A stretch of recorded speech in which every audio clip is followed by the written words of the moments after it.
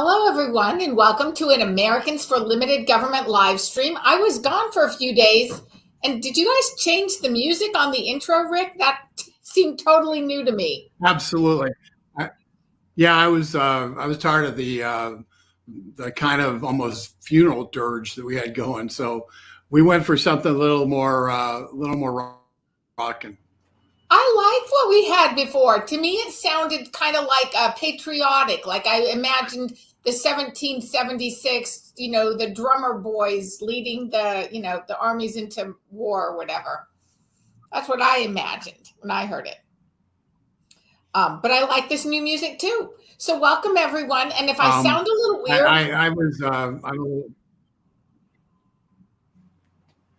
if I sound a little weird, I just came from the dentist and half of my mouth is numb.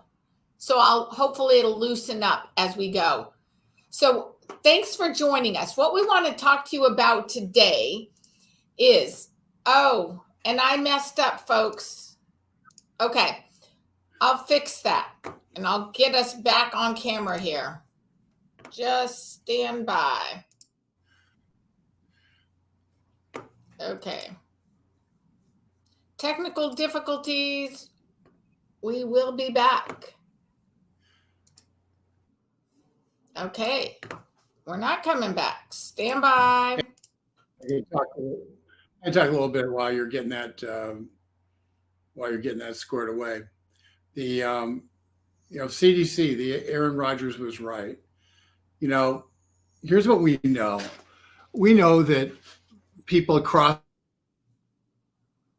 this kind of immunity matters. That natural immunity is the way that we were always going to get out from under COVID. And Dr. Anthony Fauci way back when we're doing the 2 weeks to flatten the curve, we're talking about natural immunity. They talked about natural immunity all the way until we ended up having a vaccine, at which point natural immunity was no longer allowed to exist. And in fact, the whole premise behind monoclonal antibody therapy was that you take the blood of someone who has had the disease, and it has natural immunity within it, and so you then turn that into a life-saving medicine, and that's the whole basis of natural immunity, as it went to because it was used to do monoclonal antibody therapy, which was extremely effective until the CDC said it wasn't. And Catherine's back. Thank you, Rick. I apologize. Okay, I'm back, and Rick, you're back. We're both here, and I apologize for the technical difficulties. So, Rick, you were talking about the CDC study, right? Yeah, we've done the out in the last few days, actually in the last week and a half, with a couple of things that were pretty stunning. The most recent was that actually, if you have had the disease, COVID, actually you have better than somebody who's taken the vaccine. Now, the CDC tries to bury that and it doesn't make it its headline, of course, at least, but that's what they say very specifically right there on the screen. Derived protection was higher. The Delta variant became predominant at a time when vaccine-induced immunity for many persons declined. So guess what, folks? Big surprise of the century. I don't know. I know you're not surprised. I'm not surprised. But when God came up with this whole immunity system thing, it actually works. And people who had the disease were far better able to fight off the disease than those who were relying only on the vaccine. So, and why that matters, and this is what really irritates me. We have people across this country for making that point. We have people being thrown off of Facebook or having their posts canceled for making that exact point. Rodgers was castigated in the media because he made that exact point. He made that exact point. And people were sitting there saying, of course that's right. But the NFL couldn't say that. The NFL suspended him. And so you look at this and you say, and Aaron Rodgers was doing what his doctor said to do. He was doing what his doctor told him to do, based in terms of not taking the vaccine, and in terms of, because he'd already had the virus, that he had natural immunity, and had that natural immunity for a CDC defined period of time. So folks, understand this is a massive admission by the CDC. It has huge implications. And what it should tell every single one of us, and should certainly tell all those unctuous fact checkers and various apologists on the left who keep wanting, and right, who keep wanting to get people, guilt trip people into getting the vaccine, that, you know what, one size fits all doesn't work. One size fits all does not work. When people some people, if they choose to get the vaccine, that's certainly within their right. But when a guy like Aaron Rodgers, who has the best doctors, who knows his body because he's a professional athlete, has doctors who are telling him like everything he should eat, everything that's basically maintenance in his body, so he can be as finely tuned as possible as an NFL quarterback in his mid to late 30s. He's sitting there trying to, and he goes and he says, hey, this is my choice. And those doctors say, don't take the vaccine. You have natural immunity. And he follows them.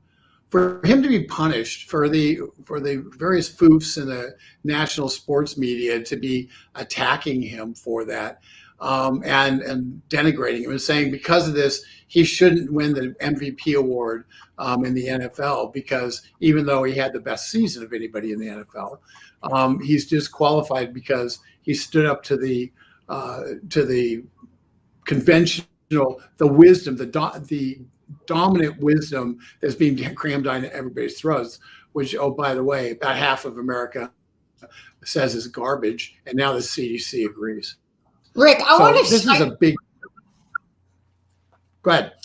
I put the screen up here of an ESPN article that was back in November when Aaron Rodgers tested positive for COVID. And I'm going to just read off some of the bizarre protocols the NFL had at that time for people, how they were treating people who were fully vaccinated versus those not fully vaccinated. You can look over there and see they were requiring daily testing for those not fully vaccinated. Masks were required at every club facility and travel. They had to remain physically distant from others in the club facility. They had to quarantine. They had travel restrictions in place, 15-player limit in the weight room. Players must be physically distanced in the meal room, may not eat with their teammates. The staff must grab and go. No meals in the cafeteria. No social media marketing sponsorship activities permitted. May not use the sauna or the steam room. May not leave team hotel to eat in restaurants. May not interact with anyone outside of team while traveling. And there was more. That's just some of the restrictions that they were putting on place. And this is November. And one of the things, Rick, you pointed out earlier, is by October, the CDC had clear evidence that, quote, persons who survived a previous infection had lower case rates than persons who were vaccinated alone. So the data was already there. And yet they were persisting with this discriminatory, protocol. Let's call it what it was. It was coercion. It was an attempt to intimidate. It was an attempt to isolate. And one thing we know about a team sport is when you're, to be a team, you have to be together. And to be isolated in a team sport is really makes it hard to do the things you need to do to win. And so that was their objective. Their objective, punish and isolate anybody who chose to not have the vaccine. There's another thing that came out last week where they came out and said, masks and these cloth masks and the social isolation policies had dropping the disease.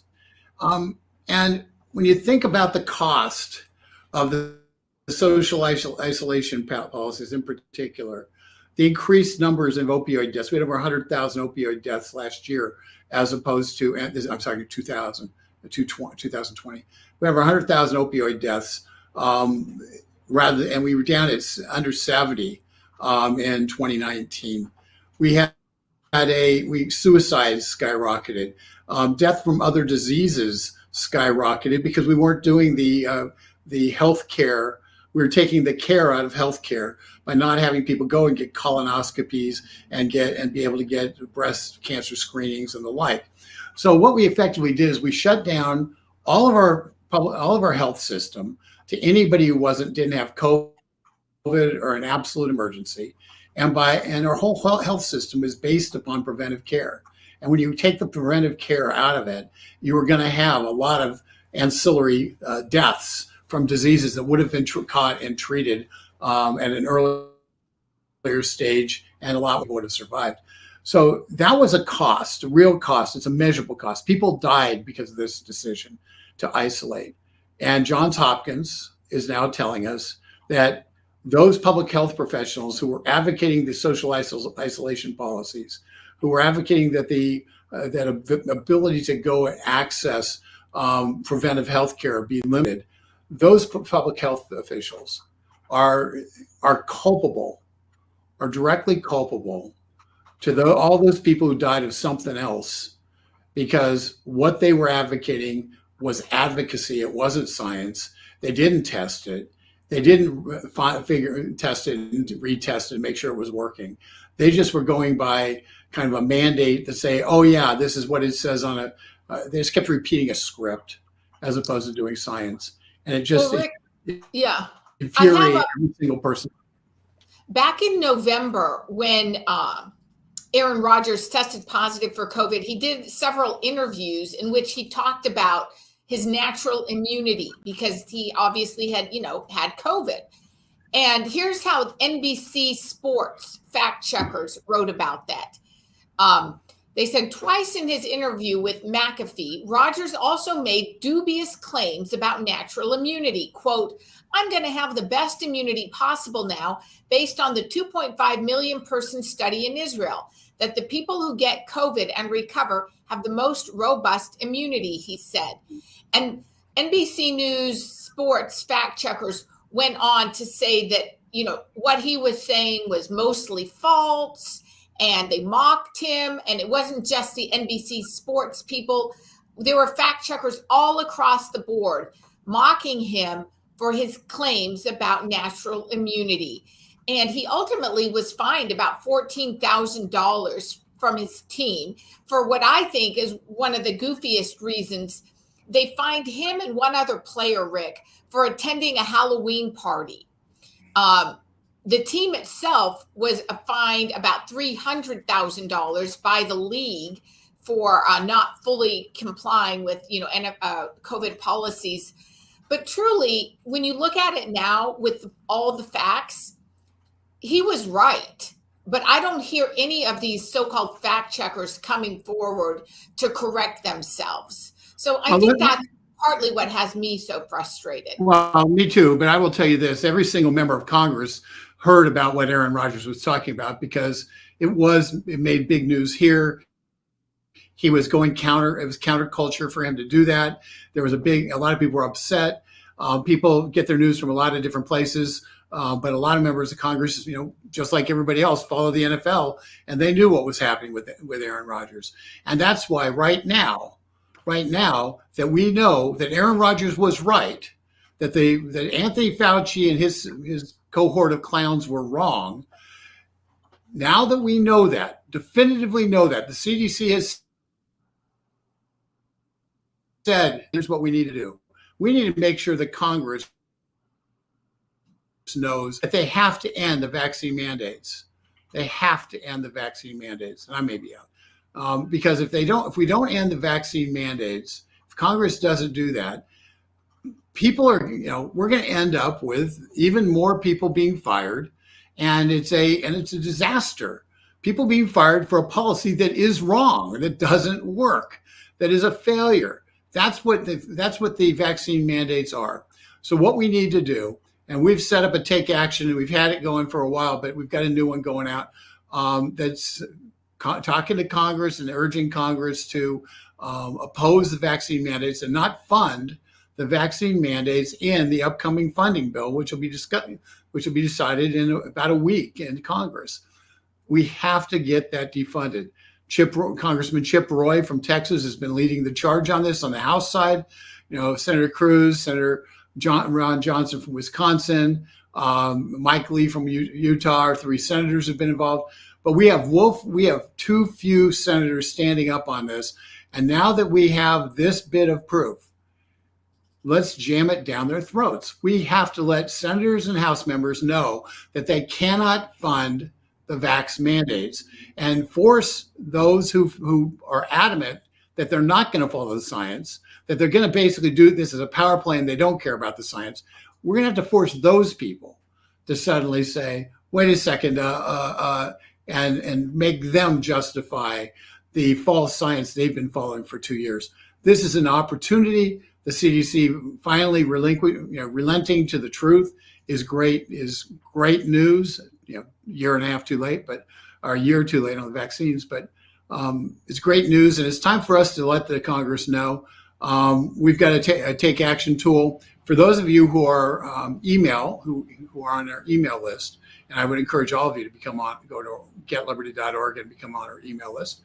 You'll get something this evening that urges you to take action and contact Congress. You'll get that this evening. For those of you who aren't, go to getliberty.org or dailytorch.com and subscribe.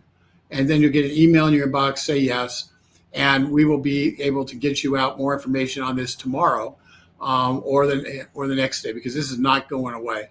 So we just need to come together and start and re-energize those in Congress who are pushing to stop the vax mandate. Because with what we know today, between the Johns Hopkins study, CDC study, the Israeli study, what we know is the science says that a vaccine mandate is counter to all of the science that's out there, and to support it is nothing more than supporting totalitarianism. No excuse. We've got to stop it. Rick, I just had up our banner. Hang on. Getliberty.org to subscribe to our newsletter. And you can get all of our alerts for take action on how you can have your voice heard in Washington. Last year, I think we did the math on that, Rick. Was that 1.7 million? 1.7 million. That's how many emails you all sent to members of Congress. And also sometimes we sent action alerts or action out to our state lawmakers or the local. But across the board, you sent a total of 1.7 million emails communicating to your elected officials. So thank you. And that's real power, folks. That is real power. And it's a tool we give it to you for free. You can use it. And we have a lot of different campaigns that are going at different times. So it's not just on vaccines. It's on everything from cutting government spending to stopping them taking over local zoning, the federal government from taking over local zoning, a whole series of different issues that we get involved in. But this one, and freeing the January 6th prisoners for that matter. But this one really is all about your personal freedom and your ability to decide whether or not you want to have a vaccine in your body, whether or not we can compel you to do that. And there's no more personal freedom than that decision that you can make. So we would, so jump on board, get it, and it'll open up for you a world of possibilities of different opportunities we provide every week to get involved in different things that really matter for freedom in this country. Going to the CDC, once again, it's frustrating. And by the way, CDC obviously didn't lead in their headline saying, oops, we did it again. The vaccines aren't as effective as natural immunity. But they did have it in their executive summary. And so that's good news. And they didn't mention Aaron Rodgers. I kind of read it and said, wait a second, that's what Aaron Rodgers got in trouble for. But but let's just be clear. Speaking truth to power, truth always wins. Sometimes there's a cost, sometimes it's problems, but truth ultimately always comes out. And it's just, and the thing we've got to always do is try to flush out those who aren't telling the truth, who aren't truth tellers, and hold them accountable. And that is exactly what we have to do. And right now, the objective is, let's get Congress to hold those truth tellers accountable by ending their controlling vaccine mandates, both at the Congress, that the Supreme Court said they didn't think flew, and the OSHA, but also the HHS one, which has basically putting hundreds of thousands of nurses and orderlies and hospital administrators and doctors, putting them on the shelf and saying you can no longer do your job because you happen to you are a second-class citizen who has chosen, based on your medical knowledge and what you know is going on, to not take the vaccine. Rick, I put a link to this CDC study in the description below the video. So if people want to go and check that out, you can. In a nutshell, what they looked at was people in California, and they looked at groups in New York between May and November of 2021. They compared 4 groups: those who had been vaccinated and did not get COVID, those who had been vaccinated and did get COVID, those who were unvaccinated and got COVID, those who were unvaccinated and did not get COVID. So they looked at those 4 groups. And in their executive summary, they had determined that by early October, persons who survived a previous infection had lower case rates than persons who were vaccinated alone. And that really is key, because that was early October, Rick. And as you noted earlier, October is when Biden was ordering people to be fired, through his mandates, and private companies had, taken up the government's bidding. People were losing their jobs. But the CDC already knew as early as October that these mandates were less effective, or that the vaccine was less effective than people who had natural immunity. Yeah, it's and so once again, and they sat silent until they could put out a pretty report in February.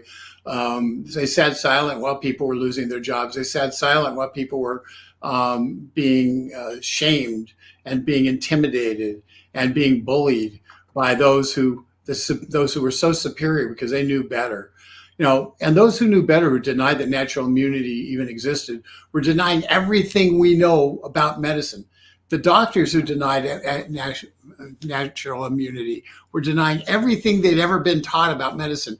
Every single vaccine is based upon this basic premise that the vaccine helps a body get the ability to develop an immunity to that by kind of triggering the immune response. And that's what happens. That's how medicine works. And yet in COVID, somehow all the rules of medicine for the last 100 years got thrown out. And we had our only solution was, and remains apparently, that the government sanctions is to wear a mask and shelter in place. It's astonishing. It's amazing. It's discouraging. It's frightening that so much of the medical system could be controlled by a narrative that was clearly false, that they knew was false. And yet, out of fear of having defunded by the powers that be, out of fear of losing their jobs, much of the medical community was silent. And there are some people like the frontliners who stood up and fought and said, wait a second, we need to treat. We need to do stuff that treats people. We have medicines that work. And they stood up and they fought, and they lost their jobs. Many of them lost everything because they refused to do corporate medicine, to do federal government medicine. They wanted to treat people. They wanted to treat people with treatments that worked. And as a result, they've paid a huge price. It's unacceptable. And if Congress doesn't really just say, I've had enough, and throw off the mandate by voting very simply to say no funds shall be spent to enforce the vaccine mandate for in both the Health and Human Services appropriation section and the labor appropriation section. They can do that tomorrow. They can do it in the DOD in the Defense Department section. So you protect our airmen and our soldiers and our sailors out there and our Marines. They should also do it in the section that pays for the public employees, and just in general say this so the public employees are no longer forced to do it. And lastly, they should tie the hands of the president, rescind the executive order which he put out that makes anybody who's a federal contractor have to enforce a vaccine mandate. All those things need to be deconstructed because this isn't about health. The facts, we know it's not about health. And anybody who doesn't want to deconstruct it now has to admit that this isn't about health. This is about power and control. And that's something that this Congress should deal with and should fight against. So that's a very simple, we'll give you the tools. Please use them. Please spread the word and give them to other people. I think, Catherine, if you've got anything more on this, you go ahead. But I think there was something else that I thought was interesting that Well, like I said earlier, I have been out on vacation visiting my family in New Mexico for about 10 days. And so I haven't been paying as close attention to the latest developments in the news. But Rick, you say there's some new developments with regards to Ukraine. What's the latest there? Well, it's really, we're seeing a shift in how the media is treating Ukraine. And the media that's been the apologist media, Biden apologist media, same media that was fine with the Russia collusion garbage for 4 years and carried the left's ball on that, attacking Trump. Now they've got this problem. The State Department came out in this weekend or Friday, came out and said that Russia is planning a false flag event where they're going to stage a fake attack on a Ukraine village on a Russian village rather, by the Ukrainians. And they're going to stage that attack to justify moving across the border and attacking Ukraine. That is what the State Department is now telling the media. Well, and the media sat there and said, wait a second, hold on. So you're saying there's crisis actors. The Russians are going to employ crisis actors, and they're going to do this whole thing, and they're going to do a wag the dog and to justify their going ahead and doing the attacking Ukraine and get the world to support their attack. And the State Department spokesperson said yes. And the media did something they haven't done for the entire Biden administration. They said, can you provide us proof? And the State Department spokesperson says, my word is your proof. And the media laughed at him and said, nah, that ain't working. And so this is the standard left-wing media that was doing this. This is a change in what we're seeing. It's a change that's good for the country, bad for Biden. I don't know if the Russians are planning on a false flag operation to try to justify invading Ukraine. I don't have any ability to know that. What I do know is that a skeptical media is important to stopping stupid stuff from happening and having us in a direct war with Russia over or creating an environment where Joe Biden goes to a negotiating table, giving Russia the world in order to stop an incursion into Ukraine that was never planned. Everything I know about this is that the media is now asking questions, and that's the big change. And if the media is asking questions of the Biden administration, they're not going to get away with stumbling, bumbling, and rumbling. They're going to have to actually have answers, and that is a good thing for America. Helen asks, why did Putin get out of Beijing early? I have not been following the Olympics. I'll be honest with you. And from the headlines I've seen, I don't think very many Americans are watching what's happening over there. Do you know anything about Putin? Yeah, I think Putin used the Olympics as an excuse to do a state visit with Xi, and he wasn't spending much time in the Olympics.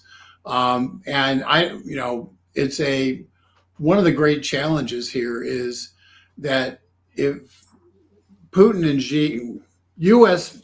policy since Nixon has been involved. Really, one of the ways we did the Cold War was we isolated Russia. We basically created an opening with China, isolated Russia, and tried to keep those two entities split because they have far more historical enmity than we do with either one. Those two have fought wars against one another over the history of time. We haven't directly. And so you've got a World War I notwithstanding, where the Russians, what side were they on?